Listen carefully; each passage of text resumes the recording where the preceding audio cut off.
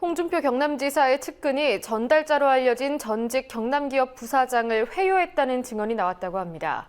검찰 측 관계자들은 관련 녹취록을 확보했다고 언론에 전하고 있는데요.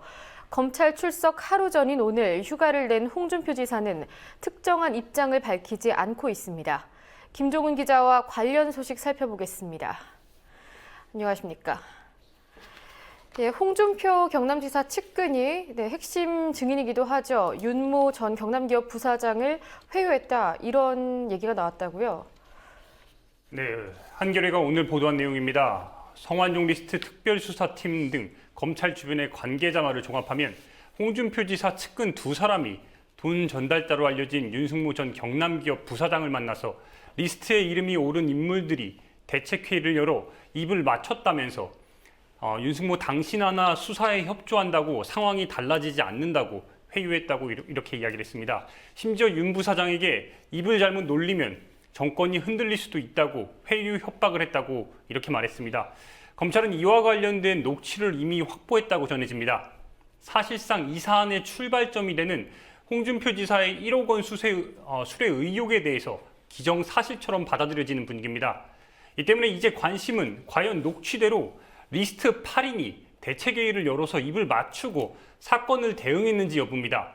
한겨레의 보도대로 정말로 성완종 리스트의 8인이 입을 맞췄다면 그 자체로 정권에 실세들이 모여서 수사를 무력화하기 위한 시도를 했다는 뜻으로 풀이되는데요. 일단 큰 파장이 예상되고 있습니다. 네, 홍 지사 측은 특별한 입장을 내지는 않고 있다고요?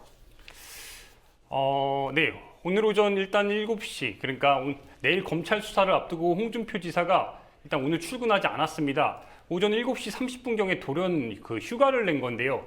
현재 홍 지사가 어디에 있는지는 알려지진 않고 있습니다. 다만 내일 오전 검찰 출석에 대비해서 변호사와 함께 면밀하게 준비 중이라는 소식만 전해지고 있습니다. 일단 홍준표 지사는 앞서 6일경 경남도청 도지사실에서 긴급 기자회견을 가졌는데요. 윤승모 전 경남기업 부사장이 자신에게 1억을 건넨 정황을 구체적으로 진술한 데 대해서 검찰 수사가 조작 의혹까지 제기했습니다. 자금 전달 장소도 오락가락했고 유일한 증인을 한 달 동안 검찰이 통제 관리하면서 만들어낸 이 진술 조정을 나는 받아들이기 어렵습니다. 네. 하지만 홍준표 지사의 이러한 의혹 제기조차 좋지 않은 방향으로 흐르고 있습니다. 검사 출신인 홍준표 지사가 검찰 수사를 부정해가면서까지 변론하는, 그러니까 자신이 얼마나 궁지에 몰려 있는지를 반증하고 있다는 지적입니다. 한편 야당에선 핵심 인물들이 모여 사건을 대응했다는 의혹이 나온 만큼 검찰의 강력한 수사를 촉구하고 있습니다. 일반적인 사건에서 이 정도의 증거인멸, 입맞추기 정황과 증언이 드러난다면 검찰은 당연히 구속 수사를 진행했을 것입니다.